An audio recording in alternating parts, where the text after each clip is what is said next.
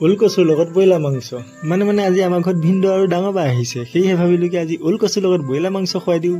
আৰু মই নিজেই বনাম মাজে সময় এনেকৈ বনাই থাকোঁ সেয়ে ভাবিলোঁ কি আজি ভিডিঅ' এটাকে বনাই দিওঁ আপোনালোককো দেখাওঁ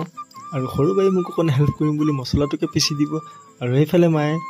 মাংস নোখোৱা জোৱাইকৰ কাৰণে মাছ লৈ আহিছে কাটি কুটি মুখত এখন তামোল ভৰাই আৰু মিচিকি হাঁহিৰে আমাৰ ডাঙৰ বাই ওলকচু কাটাত লাগি গ'ল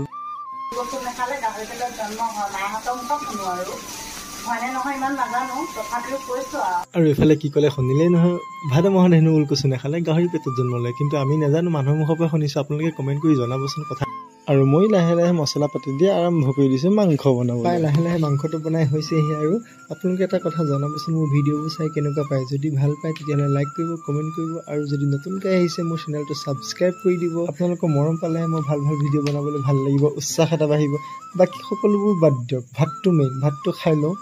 তো আকৌ এটা নতুন ভিডিঅ' লগ পাম তেতিয়া